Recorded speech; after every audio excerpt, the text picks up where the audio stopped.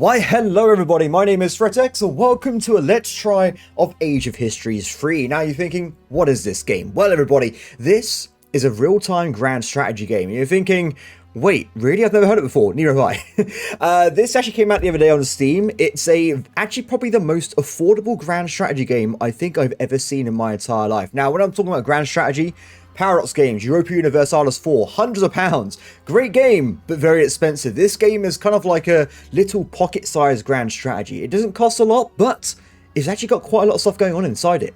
So I thought the best way of showing it off and trying this game, of course, would be us to flat out just play it for a few hours. So I'm going to start a brand new game, and we're going to see how things... So this game actually has quite a lot of history behind it. So you can actually play from 476 all the way to the modern world in 2022. So there is a literally gargantuan amount of time here. So as far as I can tell, there's actually no differences between the technologies. Like if you start over here, you will be able to research your way all the way to the modern world. However, the starting scenarios are quite a bit different. So depending on where you start, depends on how many civilizations there are. So a good example would be if I start in the fallen eternal city, I'll tell you what, it's so quick at loading, we'll just jump in quickly. You'll see that it's just Europe. That's all that's there. But if you try and, for instance, play in 1066, you will see instead, you have the entire planet. I mean, albeit it's at the state it was in 1066, but there is a lot of stuff going on here. So this is probably, I think, the best start we can go in for. We go for 1066 start, a lot of technology to gain, and a lot of turmoil in Europe. Now, I was trying to think for this quick video, what do I want to try and do? Do I want to try and play as my homeland, England? I did that very shortly, and they already start at the number 11 in the world. It's very easy to become very strong as an already powerful country. When I play my grand strategy games, I want to start nowhere. I want to be a little country. We want to grow out. We want to become a true empire. However, it's a Let's Try video, so I'm going to try and do something in between, and we're going to play as Lombardy. It's a nice middle road country. It's not really that powerful compared to its neighbors. In fact, it's got giant places like Tuscany nearby. Tuscany, Venice, that can easily kill us in a moment's notice. So we're going to try our luck over here and see how the game goes. Let's get started, shall we? By the way, as far as I can tell, you can actually play anywhere on the map. This is very similar to EU4. So if you are familiar with that game, you'll probably already understand a lot of the mechanics inherently just from that knowledge. We will go through things in more detail later on, though. I will say, though, unlike that game, you do have traits per nation. I would not be tricked by these. It looks like it's a very similar to the idea system where each race has its own like certain buff or modifier. That's really not the case in this one. If I jump in, you'll see that I currently have generals, manpower, and second line recruitment costs. All bunch of different modifiers I don't understand right now. However, if I press a few buttons, I can actually unlock any of these traits whenever I want using the advantage system. So do not take that into account when you're starting a game. You can play as anybody and you can make any race into anything you want to. It's quite dynamic in that way. You can really forge your own nation here. So apart from that, let's actually play the game, shall we? So currently we are in the middle of nowhere and the game has just begun. Now it does seem that we have to pick some rivals. So we want to try and pick some guys that are nearby. Rivals are basically your main enemy and you actually get modifiers based on, well, I guess their relations and whatnot to you that improves certain stats. So you want to pick these guys right away. So currently every nation can have 3 rivals. So I'm going to see if we can pick guys that are right next to me, because if I have a rival, I like killing them. What can I say? That's the whole point of having one. So we're going to rival Cher. By the way, I'm terrible at pronouncing names. So if I butcher your country of birth or location, I do apologize in advance. I'm not doing it out of spite, okay? I just can't help it. I'm sorry. So we are going to rival Cher, Savoy, and I think, who's this guy? Trent, isn't it? There you go, Trent. Perfect. So currently we have rivaled our 3 northern neighbours, which is maybe not a good idea if they're all next to each other. It would be fine. What could possibly go wrong? If I use right click, I can go to diplomacy mode. So we can see currently I have 3 not so happy people. Most people don't care about me at all, so they're in just a neutral green colour, and we got a few countries that kind of like me as well. I personally feel like we should try and expand as soon as possible here. So I'm going to go off power ratings based on my current prestige rank. So I'm currently 95 out of 600 nations. There are some really weak nations around and about. Like, for instance, the weakest nation in Europe, which I was considering playing for this game, but I decided not to, is this one. Pasu, 504 rating out of 602 nations. Pretty crazy. Wait, who's the weakest in the world? A Australian tribe. Interesting. Fair enough. And of course, number one at this time period is the gargantuan Byzantium Empire. Yeah, you don't want to mess with the Eastern Romans. They would absolutely smack you up. Regardless, we're going to see how we can expand out here. So luckily for me, I do have two neighbors which are clearly lower ratings than me. So we're going to see if we can take them down. Now, there's no claims in this game. You can literally attack anyone you want to if you have the diplomacy points and you have negative relations. So in that vein, we are going to start reducing happiness with the two neighbors we're going to try and till, and we're also going to see if we can make an alliance somewhere. So I would love it if I could ally someone that's not in Italy, because let's be honest, everybody, Italy will be mine. I don't care who lives in there right now. They will become part of my empire at some point in this video, hopefully. Apart from that, we haven't really got any European, like, friendly-ish nations that are coastal. I am a bit worried about, I think there's issues of there are issues with movement. It's not like CK3, for instance, we can go anywhere. You have to have military access. So if I get someone that's on the coastline, they can hopefully use their navies to come and help me out. Speaking of, should we see if we can ally... Yeah, let's try and ally Toulouse here. See if we can become good friends and we can help each other conquer France, and they can help me conquer Italy. At least that's what I'm hoping for right now. So we get that on the way, and hopefully that will work out soon. I don't want to spend too much because each of these will passively tick away at my diplomacy income, so I want to keep that in the bag in case we've got to do like more wars or some things in the future I'm not aware of. Regardless, what else have we got going? There's a bunch of current situations, which is really helpful. It shows you what is currently going on and what you should pick if you're not sure what to do. So we currently see that we have no active research. Now, research is physically research in this game. It's not just dynamically filled in over time. You had to actually pick things. Now, because we have not started the earliest start date, we've already got a few things filled in, like hoplites. This game really does go back quite far in history. Regardless, we can see there is a absolute ton of technology we can research here. Most of it does seem to be military focused, I will say, but there are a few things like royal or noble patronage, which are like laws or like education, that kind of thing. So we can see that this tech tree does go far. If I try to put it into a single monitor, I would need like 12 monitors. That's just probably, I say that, that's probably not that much, but it's a lot of technology here. We go all the way. What's the last technology in the game? Future technology. What that means, we don't know. It's in the future. But we can get stuff like drones and whatnot at the end of the game, which is pretty badass. Regardless, back to where we were at the start. What technology do we want to get here? So most of it, like I did say, does seem to be military focused. So we've already got some higher tier technology like the pikemen. Now I probably should dive into the military stuff first before I dive into the technology. But for now, we're going to go and unlock... Ooh, let's go for horsemen. And I'll explain why shortly. So these guys don't look too good. You unlock a unit called Horseman, which has 7 attack and 7 defense. Very similar pips in EU4. If I look at my military here, you can see that we have 19,000 troops. Currently, I have 5,000 warriors, 5,000 pikemen, and 9,000 bowmen. So it's using the front system here. So we have troops that fight on the front lines. They take the brunt of the attacks in combat. Then there are guys on the flank which can attack multiple enemies, such as horsemen, and they can get more damage if you have a bigger battle size or more units than them. So pretty handy to have. And finally, we have support. So I guess in EU4 this would count like the cannons, but in this game at the start, you actually just have bowmen or like range units instead. They shoot over the back line. They shoot over the front line into combat. So we want to ideally have the battle width, which is 14 frontliners, 14 support, and maybe some cavalry as well. If you're familiar with EU4, like I said, it is very, very similar. So easy to get into. Regardless, I'm going to try and move some stuff around. So we actually start with different units here. As we can see here with these units, the warriors just flat out suck. I'm not going to sugarcoat it. They're bad, everybody. A single pikeman is worth 3 warriors, and we currently have a bunch of useless units. So I'm going to delete those right away, and we're going to see if we can instead hire some powerful pikemen. Goodbye, guys. Now, if you delete units, you simply just get the manpower back. But I think it only goes up to your manpower limits. So that's probably a good idea to keep that in your mind when you're deleting units here. So now I deleted those. Let's buy some pikemen. So currently we had 5, right? So let's do number 5. 1, 2, 3, 4, 5. And we will buy an additional bowman as well. I shouldn't technically... Oh! I should stop what I'm doing. So there is actually a recruitment limit in the game. So currently we can only have 20 regiments. If you go over 20 regiments, it costs 3,000 more gold to hire a single guy. Which is, yeah, it's a lot of money.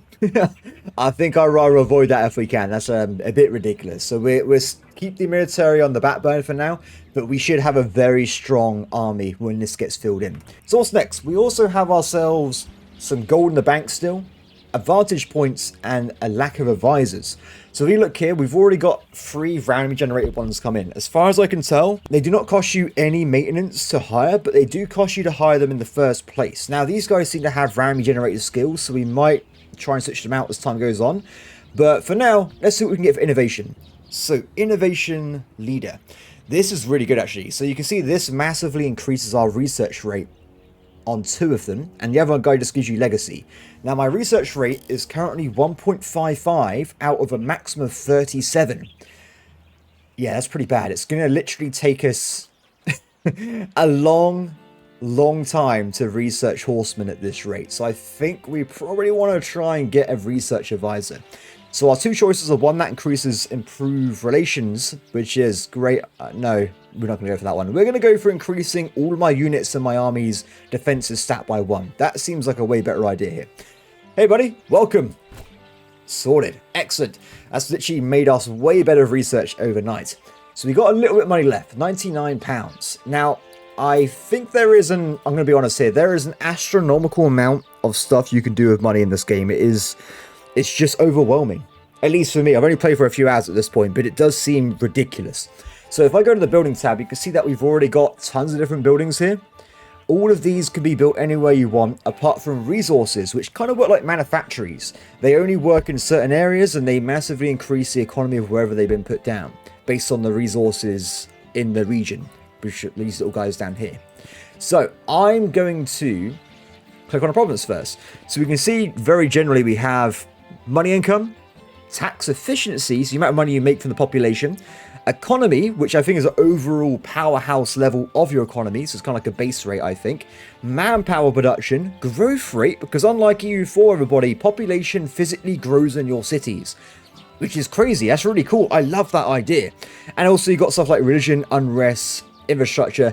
All of these items you can actually donate to invest in them and make them better with your money, or you can just build buildings and go from that way as well. There is a lot in this game. There really is. Now, as far as I can tell, your infrastructure level, or how much you can build, is related to 2 main things. You have build slots, so you can put stuff into it, and you have infrastructure, which increases build slots as well. Infrastructure seems to be based off your economy rating and your growth rate.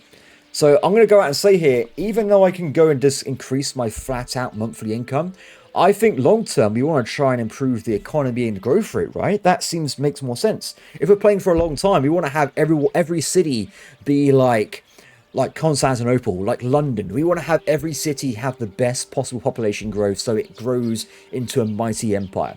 So I'm going to spend my money on building one of these resource farms. So we've got grain and crops. So I'm going to put this down here. And we can see that it does a lot of stuff, right? Compared to the other buildings, these resource buildings are stacked. They have loads of modifiers: increase income production, increase production efficiency, increase economy, growth rate, and reduces the cost of upgrading the growth rate by using development. That's a lot of modifiers. Of course I want to try and build these buildings if I can.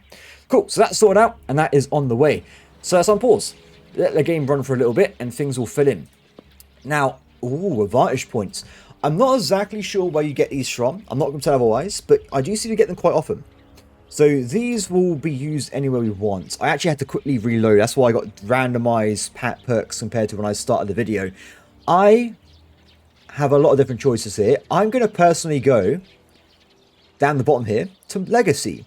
Now, legacy is kind of like your civilization's mana points. Let's put it that way. So this is used in a lot of development.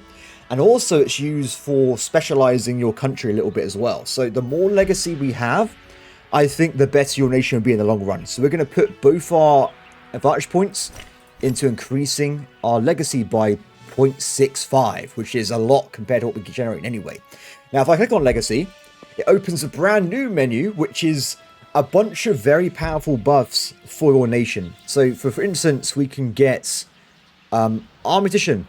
It increases all the defense of my units and the maximum morale. We can get siege expertise, increases maximum limits on the amount of regiments I can have. There's so much stuff here. There's a lot, and each of these can be upgraded 3 times. So I really feel like having legacy up as fast as possible means you can really get your nation going in this game. I love the splash screens, by the way, at the back. They look pretty cool. Done. Cool, we'll let all that push through, and we'll go from there for now. 19,000 troops. Excellent. So, we don't know what the enemy's strength is like. Now, hopefully, we can attack them before they get alliances, because otherwise I have to fight 2 nations.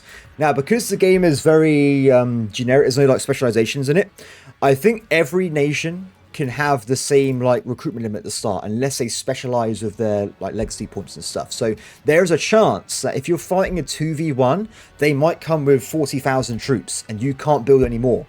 So I think it's very important that we try and get strong quickly before the enemy really can start overwhelming us.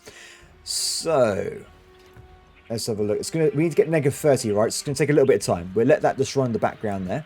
I'm actually going to...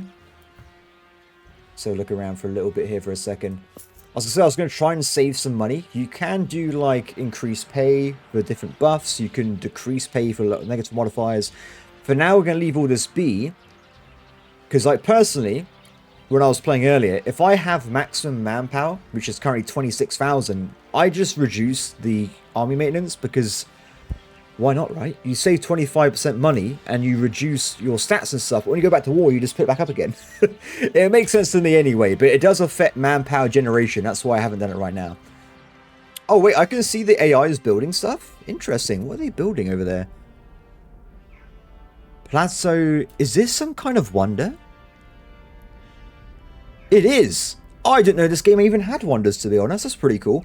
I want to capture it now. Gives you plus 150 legacy. Oh my god. I need it. We have an objective, everybody. I must go and capture that location. It will happen. So I'm actually just waiting for this to go down to -30. I'm pretty certain Palmer is increasing relations while damaging them. It goes back up again sometimes, so not very good for me. But regardless, we're working on it. So we are very, very close down to being able to declare war on these guys down here. Now, something I am missing actually is siege weapons. So we actually have 19 regiments, right? So we might try and sneak in a little catapult before the war starts. All the units have siege ability. You can see here 0.2, but let's be honest here. 0.2 compared to 1.25. Bit of a difference there. I do know some of the sieges can be quite long, so the quicker we can smash out and destroy some enemies, I think the better it's going to be, which is good to know. So, oh, crop farm has been built here. I should have checked what the value was before. Next time we build a building, we'll double check and see the differences when it comes through. Regardless, war can be declared. Excellent. Let's go for the kill right away. The enemy's army is unknown. I haven't put a spy in his nation, but it does have warriors in it, which is great news because remember, our guys are way better. Oh, wait a second. 1816. So attack defense. His guys are different stats than mine. Interesting. I hopefully will still be okay though. So the war's about to begin. You can see it's very similar to what we see in EU4, where you have a front line and they're attacking each other. Now my hope is, because we have a general with 3 pips compared to 1, we will get a lot of good battle rolls and we can really kick some ass here. Oh, was that in one day? We just killed the entire front row in one day. Well, that was a very quick battle. We absolutely smashed it. 10,000 casualties. I actually feel really bad. That is really bad. That guy just got absolutely destroyed. Well, I think it's going to be a nice little victory for us here. We are trying to take this castle down first. So castles, of course, have a preset amount of defense. And the amount of siege you do, the quicker you take it over. So it's going to take a little bit of time, but when it's done, it's done. Now, most locations actually don't have defenses. So you can see capital level has a defense of 2, where most of these cases have a defense of 0. If you actually go and siege a province with 0 defense, you actually capture all nearby 0 defense locations, which is really, really handy. You can quite quickly just take over entire zones very rapidly if you want to. I guess when if I play a bit longer, I'll probably have forts scattered around a little bit, so it's not just walking in and killing me in one go, but we'll do that a bit later. Regardless, we have one here. Let's make demands. Now, when you win a war, you have a set amount of score. So we can see we have 18.5 score. And we can spend it on a lot of different things here. We can do vassalization, war reparations, government changes, a bunch of different things. I am just going to go and take over the territory, though, because that's what we're here for. Conquest. So let's take over all of this. And we've got 3.4 left. Let's see if we can fit in a little bit of gold income, because I do love gold. The more gold, the better. I want to have my chair made out of gold. I don't know, my chamber pot, my bed frame, everything that can be gold will become golden. Excellent. Awesome. So, the first victory has been done. Have we got the situation where allies are being forged yet? Yes, people are making alliances. What I've noticed when I play as England, everyone in the map makes alliances very quickly. So we got to be rapid. We're going to declare war right away and just lock it in before we have to fight 2v1s, because that's going to suck. I'm not looking forward to that at all. I guess I could have seen if I could have got an alliance with... It's too late. They've already allied Provence. Damn it. We had to try and find someone that hasn't got an ally nearby. Like everybody has an alliance. Actually, no, not everybody, but a lot of them do. Has anyone been improving relations with me? Strasbourg, Transylvania. I mean, Dracula could be a pretty powerful fighter. Okay, let's go for one that's pretty big. Like, Bohemia is a bit of a powerhouse here. No, actually, I'm wrong, aren't I? I want to be careful because of the military access. I want to have a coastal ally. Let's try and ally these guys here. The Barbary pirates, as they used to be. We'll see if we can get them to join us. And if we can, we get a nice ally that's very far away from our sphere of influence and has naval capabilities. Or we can go into the ocean at least anyway. Awesome. Okay, the war has been declared. This guy, 3-4. 3-2. He's actually better than me. I mean, we can see if we can get a better leader, but we'll leave that for now. It costs more legacy points and stuff. So we will go for a general attack rating, defense rating. We want to have a situation where he attacks us, although it's not too much different. So we're going to sit here, see what happens. And in the meantime, we have some missions available. Ooh, what's this? It seems that if I do certain things in the game, it gives me like a modifier. So I've got maximum amount of military strength. And that gives me more regiment limit, discipline, which is like a percentage modifier on attack and defense, and less iron maintenance. I'll take it. Why not? Thank you very much. Okay, here we go. Battle's about to begin. So luckily for us, the guy has 7,000 warriors, so this should be easy. Now, he actually has some better morale than me, but I don't think it's going to matter. I think the power of the pikemen are going to push through here. Easy. Excellent. Now, I'm not sure how good the AI is. I haven't actually played it long enough to say if it's going to be a problem later on, so I would imagine if the AI is intelligent, it might go back and delete the swordsman and replace them with pikemen over time. So maybe the initial advantage I'm winning here is only temporary, and later on it becomes a lot harder, but I'm not certain. For now, though, it's looking pretty good. So let's also, expand your territory. Tax efficiency in Milan, growth rate, and that's permanent. There's not a timer on that one, so that's brilliant news. Excellent. Why is it still saying mission available? Oh, it's gone now, sorry. It was a bit delayed. So, good news, everybody, is I'm going to buy another building. So this time I want to actually check what the difference is. So we're going to build another grain farm in Lodi here, and we'll see the difference. So currently it's got 0.14 income. So when we come back later, we'll try and compare that out.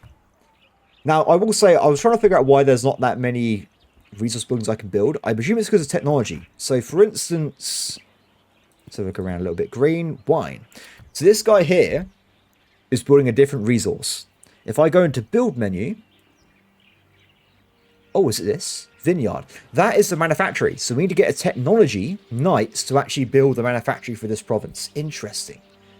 Look how many buildings there are. Bomb shelters. I guess it goes all the way through human history here. Tractors. Oh, man, this is awesome. Railways, power, solar power. That's epic. I love it. Okay. Parma, join my empire. Beautiful. Sorry, guys. You are dead. Wait, what? I haven't got enough score. Oh, no. Oh, is it because the value's quite high here because it's making silk and stuff? Interesting.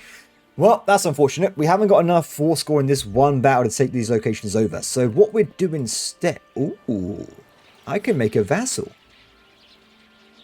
Yeah, it's making a vassal. Can I make any money off this? No, I literally have no score left. Cool, so we have one vassal now, helping us out. I don't know how vassals work exactly. So I know there was a... I can't remember if I enabled it or disabled it when I started the game. There's a setting, which is disabled by default, where you can call vassals to help you in wars. That's disabled by default because, as we know at this point in the game, because everyone in this map is very generic at the start and everyone's kind of identical, everyone has the same regiment limit, right? So if you can call in 3 allies with 20 regiment limit at the start of the game, you have a massive, massive army compared to everyone else. So I think that's why it's disabled by default. Now, I don't know if I press that button or not. So in theory, you might have an ally in wars with Parma, or we may just be having these guys sit around doing nothing. I don't know if I can actually go in here and convert them into annex them. I'm actually not sure. Yeah, I honestly have no idea. Regardless, we'll leave it be for now. Ooh, civilization rank. What rank am I? I don't know. Regional power. Very interesting. It gives you different modifiers as well. Nice, I like it. There's definitely a lot to learn in this game. I'm really enjoying it so far, though. Regardless, let's wait around a little bit and let the game play itself out. So, non-core provinces.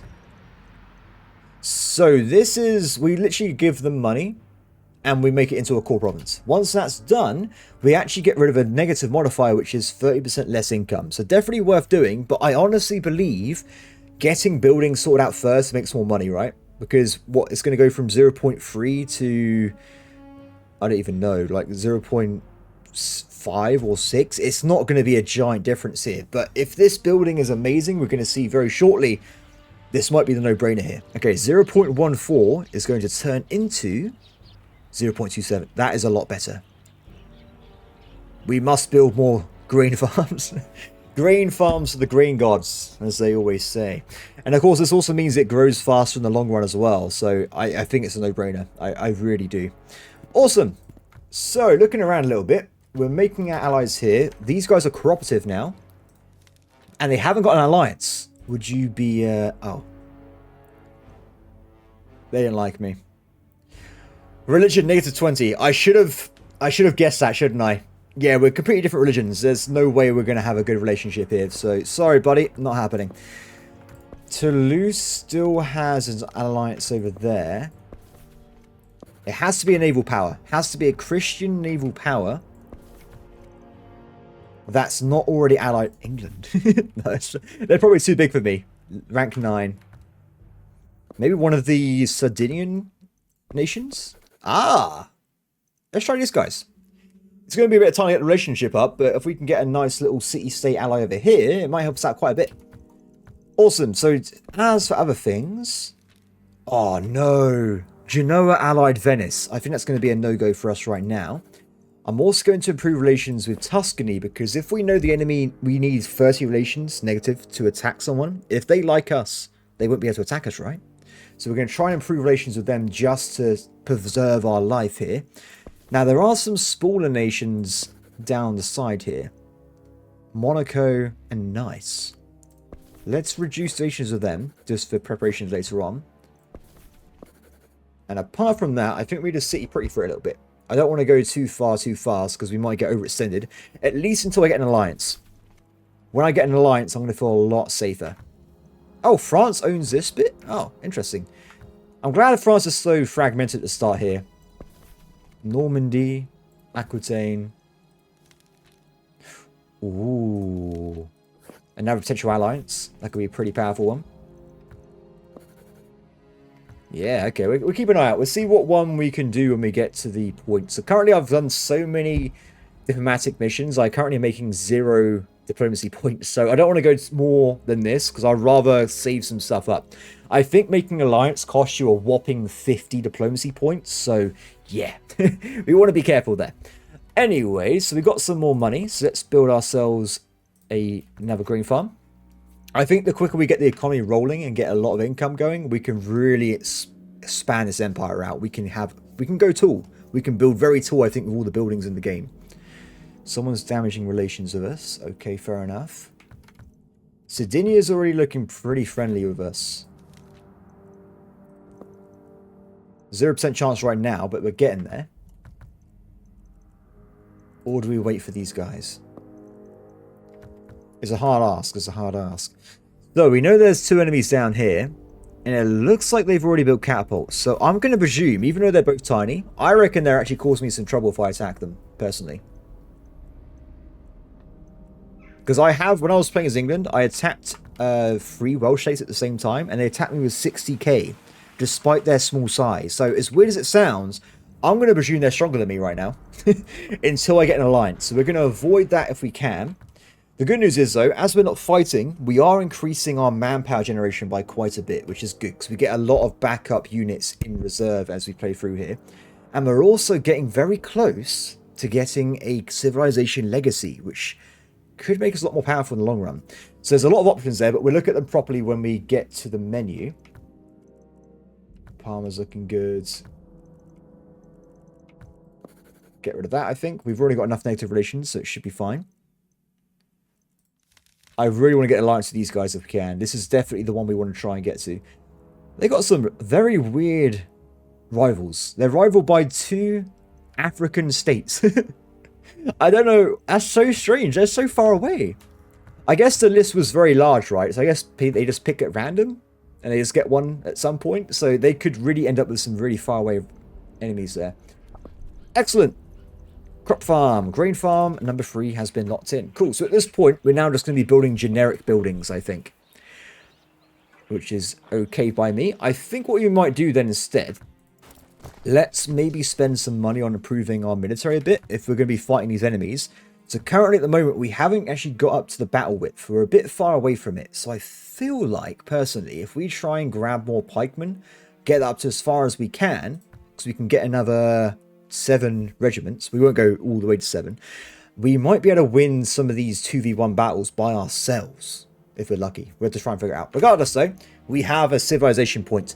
So there is loads of options here. We can do tons of different things, and each of these can be upgraded 3 times. So I think for now, I'm actually going to go for the super long term here. So I could go for military stuff and improve all my stats and my generals and stuff. Or, in my situation, I think I'm actually going to be going for this guy, agricultural revolution. So that actually improved your growth rate, which I think is going to be the secret to long-term success. I might be wrong though, of course. I'm just guessing at this point. I haven't played long enough to know for sure, but I feel like the more population, the more stuff you're going to have. More manpower, more money. It seems a good idea to me. Let's grab that. Done. Excellent. Is it time for war? Maybe. Pikemen, let's build some of those. It's a shame I can't spy on them. I mean, I can. It costs 100 gold, which we haven't got right now. But I'm very curious to see what they have. Regardless, as we're waiting around here, no. They have an alliance. Ah, what a disaster. And the guy I could make a friendship with has only got 1 territory. Screw it. Join me. His army is pathetic. Do I agree with my decision? Probably not, no. I think it was kind of a bad one. I'm trying my best, okay, it's fine. Should we want to try and go for this guy then? Let's get a few more troops first.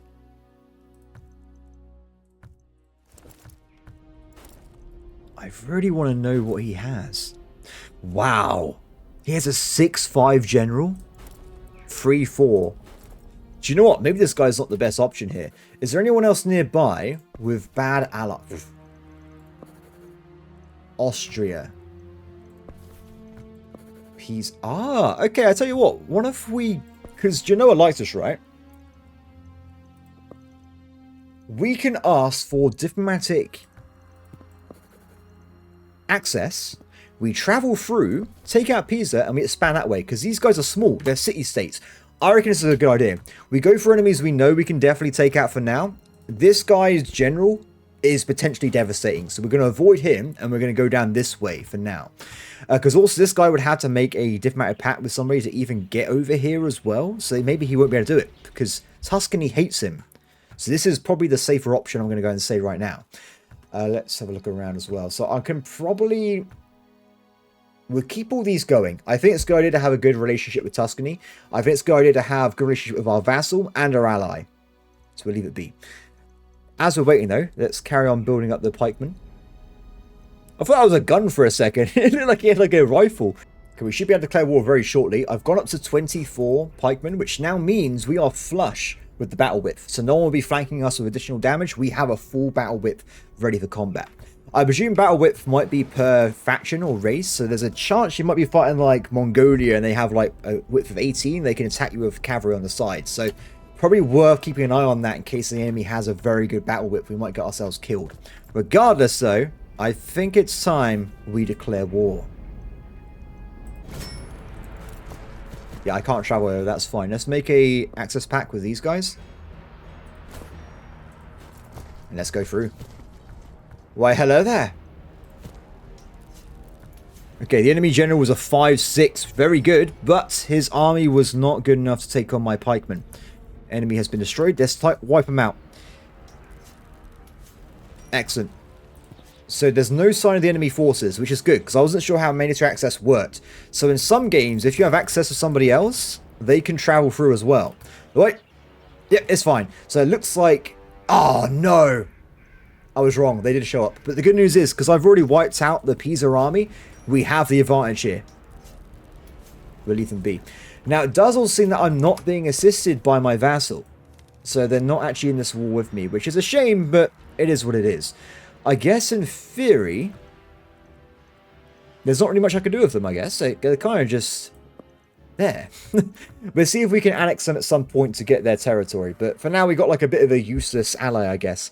The one thing I'm not sure about, though, I wonder if they assist you in defensive wars. That could be quite powerful if they do that. We're to see how it works as the game progresses. Okay, Pisa's going to be mine very shortly. This place actually has the leading tower of Pisa, which is very nice. Whoa, whoa, whoa, whoa, whoa, what's this? My ally's under attack. And I'm at war with my vassal? Wait. Am I reading this right? What? How is this possible? I've been betrayed. I can't believe it.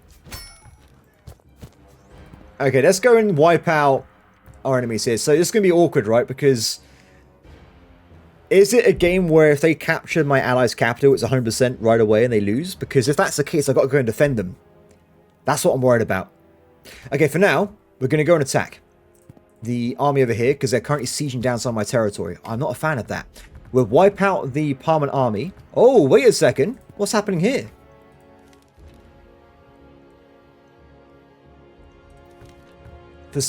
Oh, I read it wrong. Sorry, I thought my ally was winning that battle, so they've retreated back to their homeland. The good news is, Corsica doesn't seem to be moving. So if I try and wipe out Parma first, we can then go and help the rest of the war effort here. This might work out great, because if my ally expands, I get a stronger ally.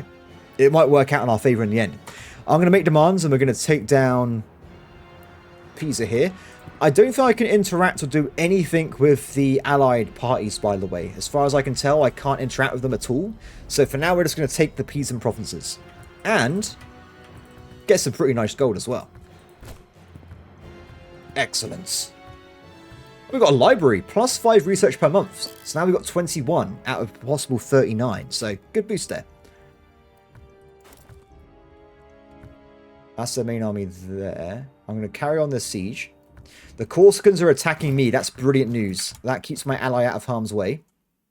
23 units, though. They've got exactly the same size as I do. Seems the UI has become a little bit buggy because of this vassal war. It thinks I'm defending it. Yeah, it's a bit strange. So we now know for sure nothing. We don't know what stats this guy has, apart from his general's better. Which seems to be pretty normal. I don't know what... I seem to just have a really bad general at this point. Please capture that. Oh, what a juicy attack.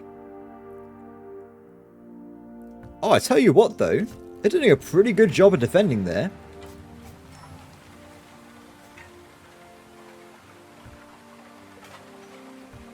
So we know a little bit more about... They have got a mix of swordsmen and pikemen. So I think we can win in a 1v1. Just the general's a bit dodgy.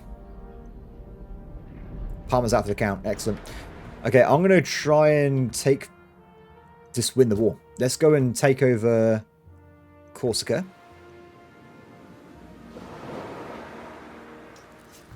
Okay, so the battle's joined. We are winning here, though, so it's okay.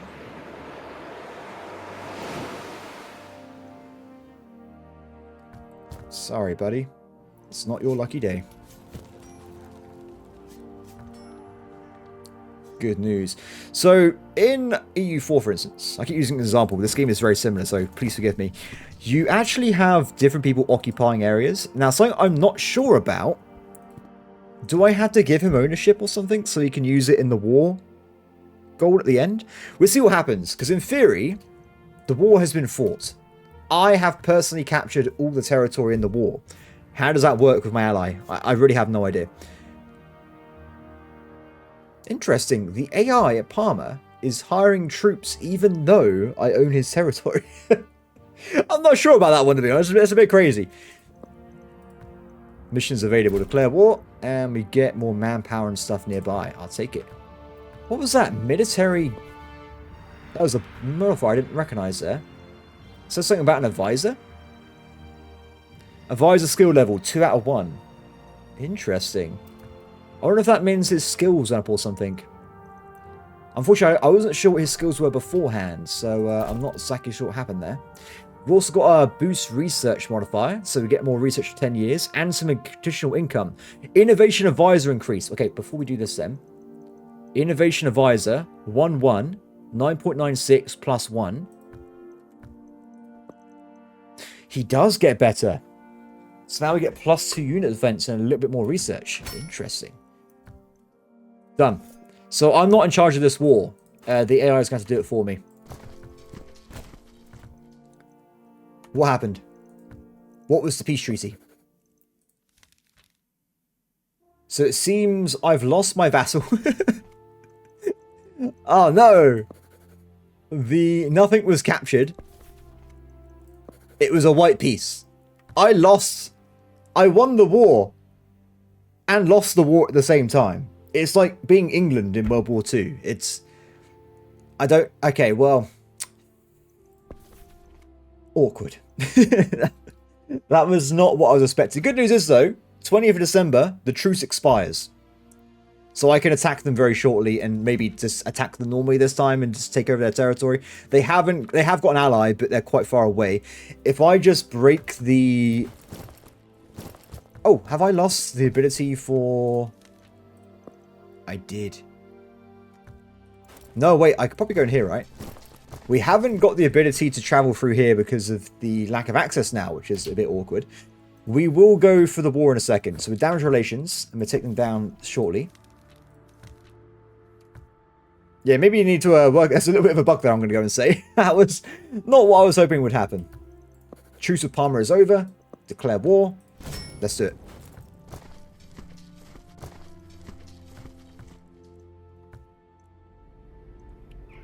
We're back again.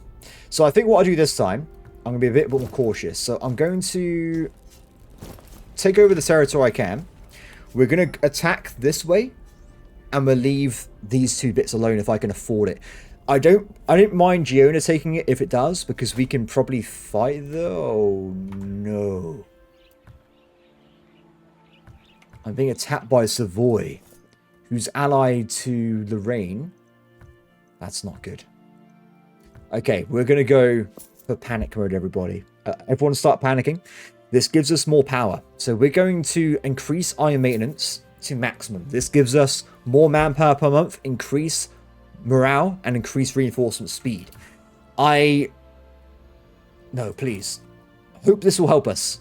So we got to smash this army quickly. Come on, siege, go siege, go siege. We want to smash this guy quickly before the other ally shows up, or we're going to be in trouble, I think. Jonah's fighting as well. That's irrelated. Quickly, grab this. Make demands. Done. I'll take it. Thank you. Okay, go, go, go, go. I want to get that battle done soon. So we got 30 gold. So I kind of noticed that everyone's generals are better than mine. Actually, this guy's pretty bad. It's fine. I was going to see if I can recruit a new general. 7. Oh, juicy. So I'm defending on this, which is great because he's got a bad attack value. So we should get a bit of a bonus here. Hopefully it's a devastating victory for us. Enemy down. Excellent. Okay, there's a Netra Savoy army down there. I haven't seen enemy forces though, so maybe they can't reach due to the mat. Why are we... Oh, I think the game's just... I don't know what's happening there. I have no idea what's happening there. I'm going to... Oh, that's what I was worried about. I was going to say, where is the other army? They're attacking me. They have no general, and they're attacking into a mountain. These are some brave troops. You never want to do this in the U4. This is crazy. Victory! We must hunt them down. Yeah, if I actually wipe this army off the face of the earth, they had to rebuild it. Excellent. Okay, let's go back here and recapture territory. I presume this is nicking my money away or like taking cash away from me by not owning this now. I'm not exactly certain though. 1.17. No, there doesn't seem to be any effect whatsoever of not owning that territory. At least as far as I can tell. So this is good news though, because Savoy's got a lot of good juicy territory here. If we can take quite a bit of it, we'll make it become a lot more powerful. Corsica! Get in there. Oh, sorry, you're not Corsica, are you? It's close. The flag looks very similar, okay? You can't blame me too much there. Now, this war has been a bit expensive for me because we've had to pay the reinforcement costs, which is automatic. So we got negative 24 gold right now. So in terms of money, we're not doing too great. What is happening? Oh, I think that might be a save. Fair enough. You can do you, game. You do you. Destroyed. Okay. Call allies. I can call myself to the war. That doesn't seem... We're not going to press that button.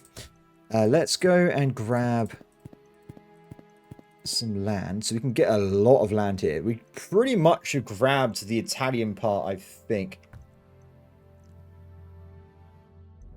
Yeah, this is good. I think we might have gone a bit further than Italy, but it's hard to tell with the provinces here. We're going to grab all this. War operations. Monthly income, 0.084 for 3rd of June. 10... Wow, that's not 10 years, but that's a lot of money we can get there. Definitely.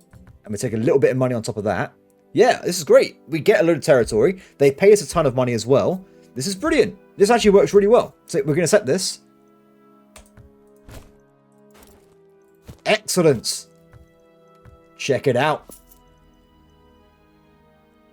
Beautiful. So that went really, really well. Now, there's also seemed to be a little bit of an invasion I've completely missed down here. Nice is being destroyed, unfortunately. And now it's part of Giona. Oh, wait, no, it's not. Who owns that now? Oh, it's been made into a vassal. I see. Interesting. So there's two things I want to point out here then. So we went into a war. We won it, of course. And there's also a call to arms button. So when we're fighting again, maybe I can call a vassal in if I get another one at some point. Maybe that's how I get them into the war. So it's probably worth double checking that at some point. Also, my Corsica vassal actually works out pretty well. The guy's pretty powerful, despite being so small. So happy days. What do I want to try and do now? So we got a truce for many years on Parma. We still have a powerful Gionan dude. Something I'm kind of curious with. Let me just double check something. If I attack Nice, it brings in Giona. But it doesn't mention Venice. So is this a way of bypassing their alliance with the powerful neighbor? This seems like it could be a good idea. Do we want to give it a shot? I think we might do, actually. But what can possibly go wrong with this idea?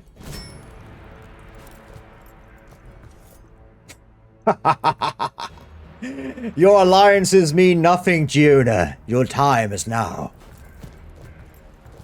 Okay, let's try and smash out an army first, though. So, in terms of stats, we got a 2-4 And then... No, I know where I'm going. Enemy down. Excellent. Not, we're stronger anyway. Oh, no, they split their army in half? Bold move. Very bold move. But not bold enough. Okay, that's that one smashed out. Do we actually have allies in this battle? I can call my ally. Is there any reason not to do this? So that means that they can potentially also call their ally then, right? Is that how that works? We want to be a bit... Let's try and win this war quickly, just in case they do bring in Venice. Because I'm not sure how powerful they are, but it's Venice. I imagine it might be pretty bad. Okay, he's coming in. Good to see.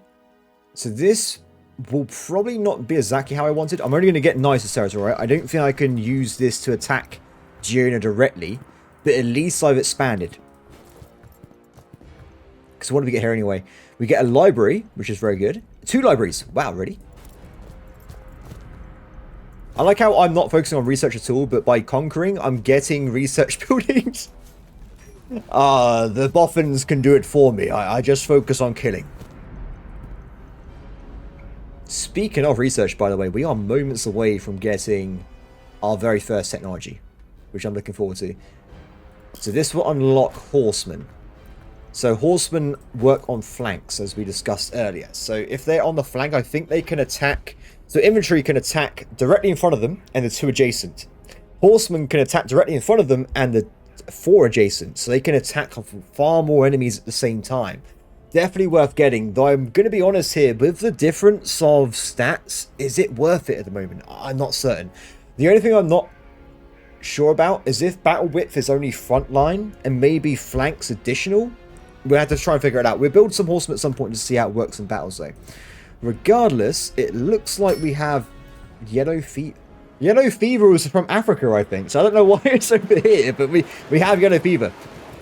It's just one of those things at this point. It's fine. Excellent. So we have managed to capture Nice. I can't mess with this whatsoever, unfortunately. So it looks like we can't take their territory. The good news is, though, we can take down these fellas here, and also I can get some gold.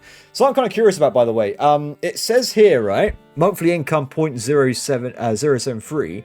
Would this give it to me even though they're dead? I'm gonna try it. Let's see what happens. No. In fact, I lost money. That's even worse. It took money away from me. Where did that money go? Damn it. It's okay. We're working on it. Anyway, so we've expanded a little bit more, which is good to see. And now we have a truce with Girona, right? Yes. So, 018. So we've got 4 years left until we attack Parma again. And we have 6 or 7 years for Girona. For Genoa. So there are a few other options here. We've also got a truce with Savoy for a while. I'm trying to see if there's a nice juicy target somewhere. I mean, this one here looks quite good because it looks like we might be able to attack these guys. And they got a defensive pact with Trent. Oh, I see. Okay, we'll just chill for a little bit then. We'll just let the cookie crumble. I say that though, I might make some bad relations with the Sardinian nations. We can maybe move in there ourselves and capture it. Because we actually have, if you zoom in really far, we actually have a port access now, I'm pretty certain, if I just give it a shot. Yeah, we do. We can go to the sea, so we can go anywhere as a coastline now, which opens up a lot of possibilities. Advantage points. Nice. I want to have more legacy, please. Thank you very much. I will accept that. Money is looking very bad right now. It's gone down quite a bit. I must admit, I'm not exactly sure why it went down so much at the end there. It did go down quite a bit compared to earlier. Research costs. Oh, is it because we're researching faster now? Oh, it's because we captured the libraries. I see. Regardless though, the good news is, because we have maximum manpower, I can reduce the costing of the maintenance a little bit for the army, which is a little bit of cash back. I think we need to try and get some money buildings, because we're looking pretty poor right now. I'm going to be out here and be honest here. We could also try and core land. Let's core one province. It's going to take 2 years. We'll see how much of a difference that makes. If it makes a huge difference, we'll do more. If not, we'll save up for the buildings instead. But I want to be a bit careful here. How are we looking? So we've got a few years left on this truce, right? I think we just sit pretty for a while and just see how things go. So now we've done the horseman building, right? We're now researching elite horsemen. So when it comes to buying and building flankers, I might actually just wait a little bit. We'll see, because we're currently going down this path anyway. I might try and get all the way to unlocking the knight instead, which is 1717 attack value, which is way better than what I have right now. This seems to make a lot more sense to me. We also unlock quite a few... Oh, more battle width. And other things as well. Yeah, let's just queue up technology here. We'll try and unlock knight, and then we'll go from there. I think this might work out quite well. Ah, 77 gold. Excellent news. Let's build a building instead, because we got some cash back from something. Let's have a quick look. So we have the possibility of building logging camps now. Wait, do we? Oh, it costs 89 gold. Why does it cost more? I have many questions. So that's in So where's these locations? Over here. Why does it cost more to build over here? Because it's a mountain. Okay, so we have some modifiers due to regions and stuff. Interesting. Okay.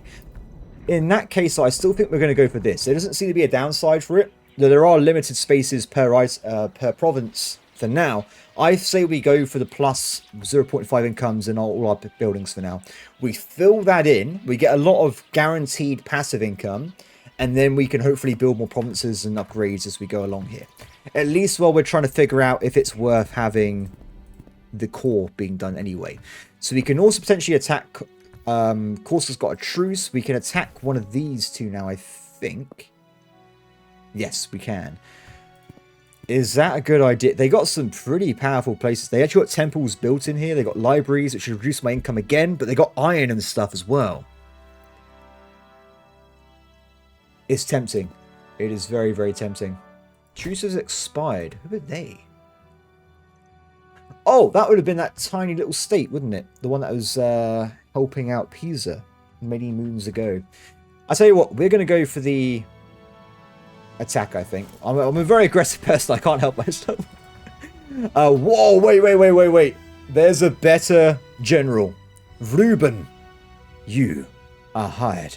I think at this point, from watching for around an hour, if you're still here, you would probably get the gist of the game, and if you want to try out yourself. Apart from that, everybody, that is going to be my, well, very first impressions and look at Age of Wonders 3. This game, I think it's really cool. I actually really like it. I've been playing it while editing videos, because it's very easy on the PC's resources, and it's quite fun to try and run around and attack people. If people want to see more of this, let me know, because I don't mind doing like another episode or two. But regardless, for now, this is going to be it for this very first look in this Let's Try. I think it's really fun. The game for me was only £9, by the way, so that's not a lot of money in my opinion. I think you can play this for quite a long time. You've got loads of different nations to try out, different techs. I think it's quite good. If you don't want to go into a Paradox game and spend literally hundreds of pounds for the game to work as it should be played, this is probably a very nice alternative and a good way to come into grand strategy games, because grand strategies are my favorite game type. Without a doubt, they are always so fun to play. Thank you for watching, and as always, please like, subscribe, and comment below, and I'll see you next time. Bye.